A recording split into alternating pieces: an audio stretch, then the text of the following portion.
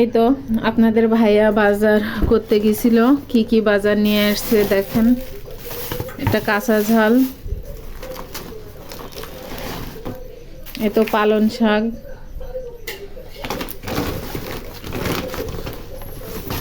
এই বেগুন আনতে মানা করছিলাম, এই যে ওলকপি,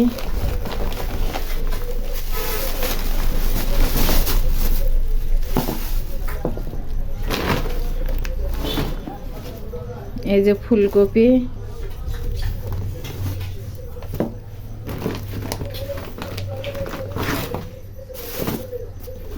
আর এর ভিতরে এই যে কচুরমুখী, আর এই পলিথনের ভিতরেও দেখুন কচুরমুখী। এগুলো হলো আমাদের এইদিকে বলে দস্তা কচুরমুখী। এই আমি বেগুন নিয়ে আসতে মানা করছিলাম, তাও বেগুন নিয়ে আসছে, বেগুন আছে বাসায়, সেজন্য মানা করছিলাম। এই তো এই বাজার, আর এর ভিতরে আছে খাবার আনামের।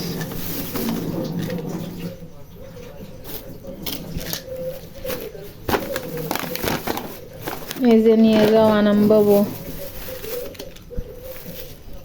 আনামের এইগুলো খাবার। আর এর ভিতরে ডাউল, বুটির ডাল, এইগুলো। এই বুটির ডালটা আমার বেশি খিচুড়ি রান্না করা হয়। বুটির ডাল দিয়ে রান্না করলে খিচুড়িটা আমার কাছে অনেক স্বাদ লাগে।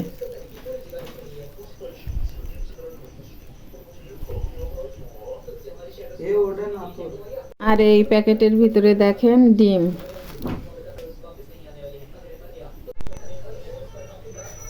আমি এখন ডিমগুলো সব পরিষ্কার করে নেব, ফ্রিজে রাখবো ডিমগুলো।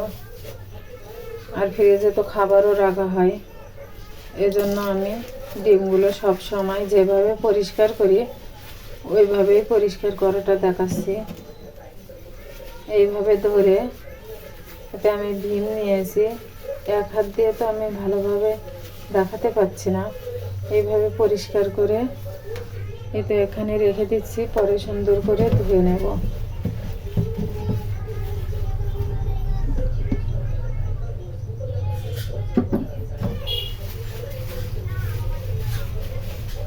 অনেকে এইভাবে রেখে দেয় ডিম, কিন্তু আমি ওই করি না। আমি এই পাউডার না, ভীম দিয়ে সুন্দরভাবে ভাঙা দিয়ে ডলে তারপরে ফ্রিজে রাখবো।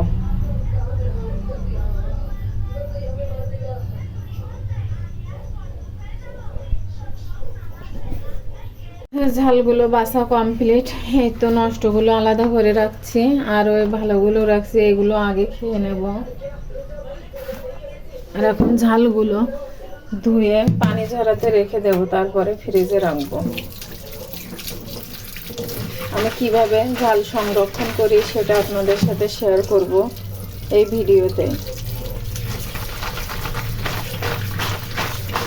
আমাদের বাসায় ঝাল তো এমনি কম খাওয়া হয় বাচ্চাদের জন্য, এই ঝালগুলো আমার অনেক দিন চলে যাবে। ধুয়ে রাখলে কি হয়, ফ্রিজ থেকে বাহির করে অমনি তরকারিতে দেওয়া যায়।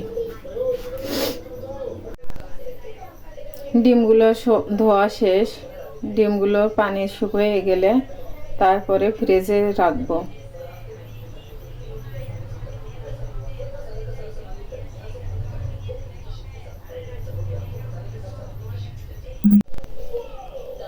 আমি এই ঝালগুলো ধুয়ে নিয়েছিলাম, এর থেকে পানিগুলো সব শুকিয়ে গেছে। আর এই একটা বক্স নিয়েছি, চারি সাইড দিয়ে আপনার টিস্যু দিয়ে নিয়েছি। এখন এর ভিতরে সবগুলো দিয়ে দেব।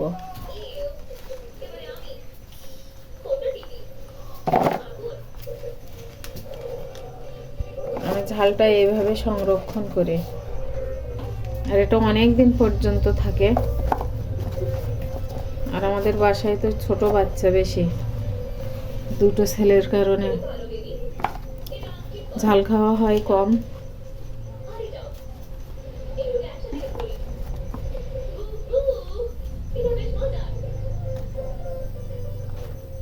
কাঁচা ঝালে যদি পানি থাকে তাহলে আপনারা একটু হালকা টিস্যু বা কিছু দিয়ে এ করে নেবেন, মুছে নেবেন, তাহলে দেখবেন অনেক দিন পর্যন্ত থাকবে। আর আজকে বাজার থেকে এখানে নিয়ে আসছে আপনার পেঁয়াজ, আর এটা হচ্ছে কিনা হাঁসেদের জন্য চাউল, হাঁসেদের খাওয়ানো লাগবে, এজন্য এই চাউলগুলো নিয়ে আসা।